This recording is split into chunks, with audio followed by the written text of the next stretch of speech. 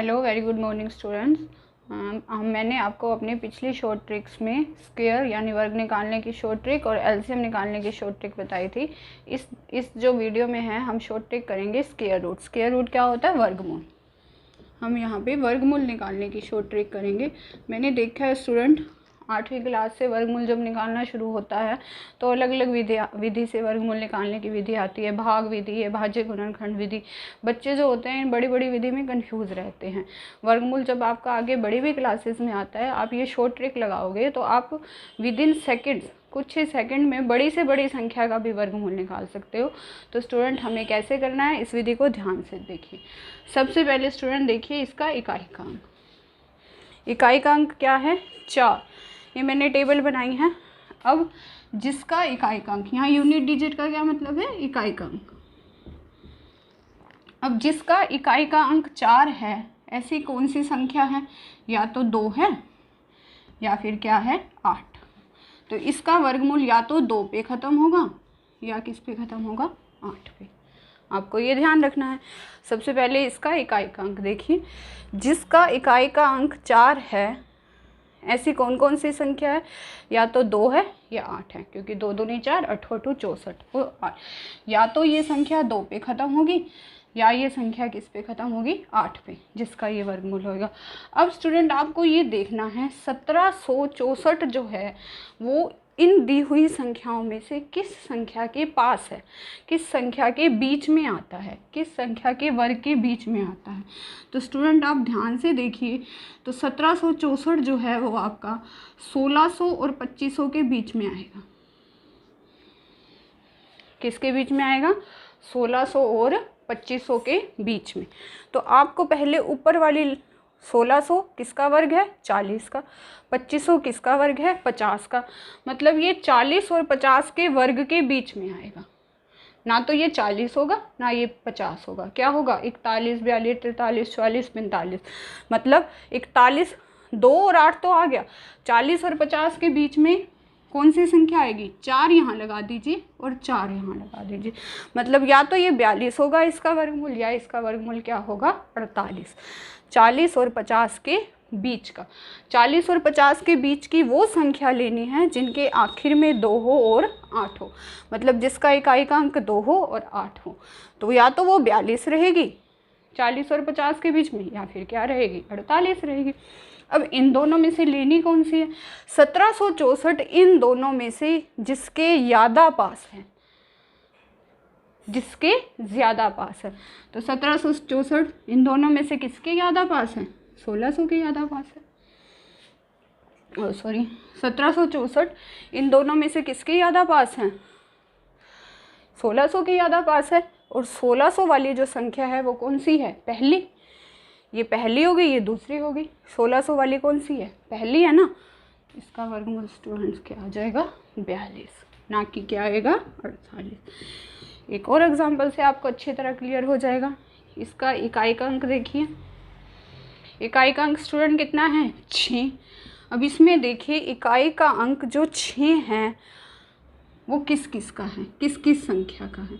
तो स्टूडेंट इकाई का अंक 6 जो है, या तो वो संख्या 4 पे ख़त्म होगी या वो संख्या किस पे ख़त्म होगी? 6 पे, क्योंकि 4 चौक 16 होता है और 6 6 36। ये मैंने कुछ याद कर रट्टा लगाने वाला नहीं लिख रखा, वर्ग ही लिख रखा है सिंपल। 1 का वर्ग 1, तो यूनिट डिजिट इकाई का अंक 1 रहेगा। 2 का वर्ग 4 है तो इसका इकाई का अंक 4 हो गया। 3 का वर्ग 9 है, इसका इकाई का अंक 9। 4 का वर्ग 16 है तो इकाई का अंक 6। ये तो आपको पता ही है, इसमें कुछ रट्टा लगाने वाली बात नहीं है, ये तो याद रखने के ही हैं। जैसे 90 का वर्ग होता है 8100, नंबर और उसका वर्ग ही लिखा गया।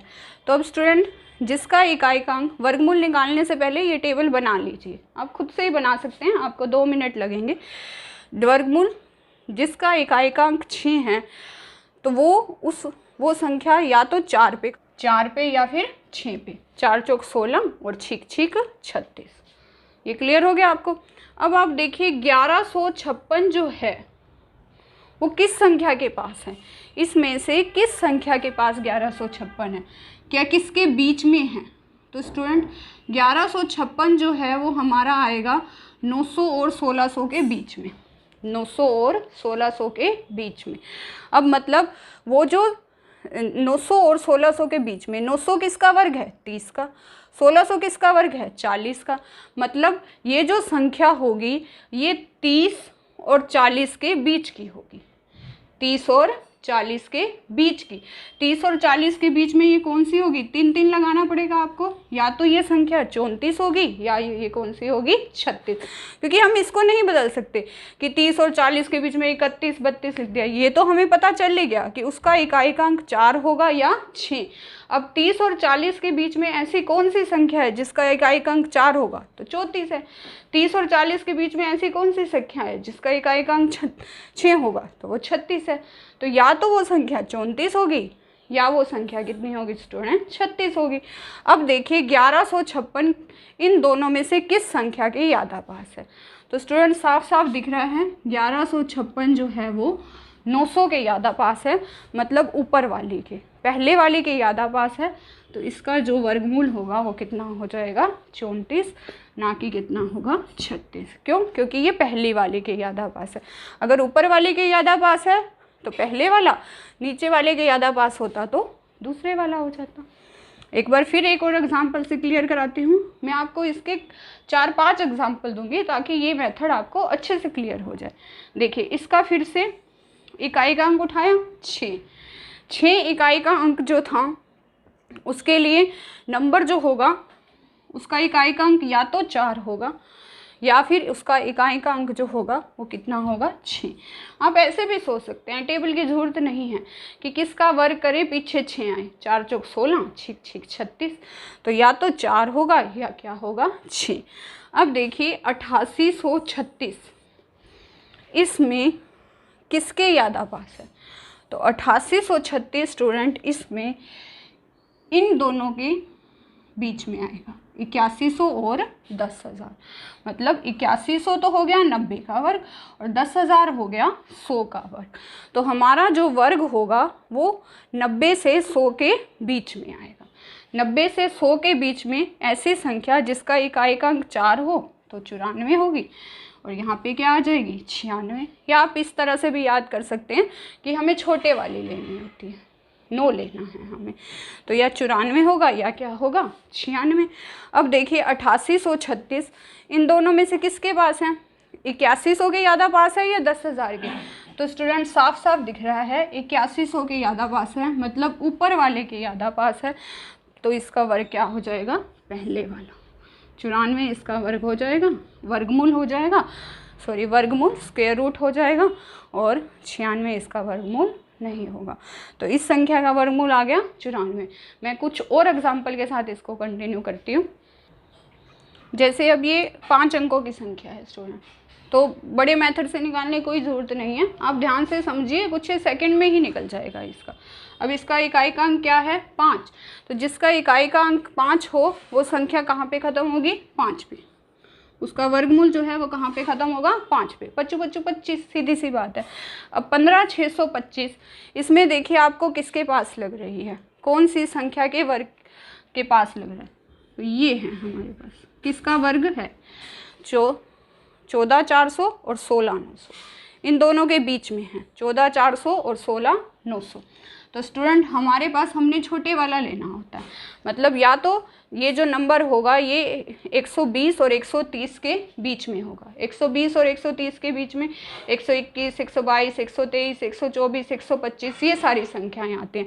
पर हमें सीधा सीधा पता है कि उसका इकाई का अंक 5 है। तो 120 और 130 में ऐसी कौन सी संख्या है जिसका इकाई का अंक 5 है? सीधी सी बात है 125। तो इतना ईजी है। इसका वर्गमूल कितना आ गया? 125। कितने सेकंड्स का काम था ये देखिए फिर से। इसका इकाई का अंक स्टूडेंट कितना है? 9। 9 देखिए, जिसका इकाई का अंक 9 है वो नंबर या तो उसका वर्गमूल 7 पे ख़त्म होगा, 7 7 49, या उसका वर्गमूल किस पे ख़त्म होगा? 3 पे। या तो 3 पे ख़त्म होगा या किस पे ख़त्म होगा? 7 पे। अब देखिए 16 129 जो है वो इसमें किसके पास है? 16 129 इन दोनों में से किसके पास है? या तो 16 129 14400 और 16 900 के बीच में आएगी। उसी तरह मतलब 120 और 130 130 का वर्ग, 120 का वर्ग है 14,400 और 130 का वर्ग है 16,900। मतलब ये संख्या 120 और 130 के बीच में होगी। अब स्टूडेंट 120 और 130 के बीच में ऐसी कौन सी संख्या है जिसका इकाई का अंक 3 हो? तो या तो वो 123 होगी या वो क्या होगी, 127 होगी। यही होगी ना। 120 और 130 में ऐसी कौन सी संख्या है जिसका इकाई का अंक 3 है? तो 123 है। 120 और 130 के बीच में ऐसी कौन सी संख्या है जिसका इकाई का अंक 7 है? तो 127 है स्टूडेंट। अब इन दोनों में से कौन सा उत्तर आएगा? 16 129 ज़्यादा किसके पास है? इसके ज़्यादा पास है ना, 16,900 के, इसकी बजाय। ये 14,400 है और ये 16,900 है, 16,900 इसके ज़्यादा पास है ना, मतलब दूसरे वाले के, नीचे वाले के। तो दूसरे वाला आंसर हो जाएगा इसका, ये इसका वर्गमूल हो जाएगा।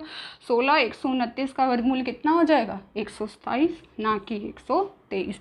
तो देखिए 5 अंकों की संख्या का वर्गमूल इस मेथड से कितनी जल्दी निकल गया। आप ट्राई करके देख लीजिए अलग अलग संख्याएं और उनसे उनका वर्गमूल निकाल के देख लीजिए। ये मेथड आपको बहुत इजी और कन्वीनियंट पड़ेगा।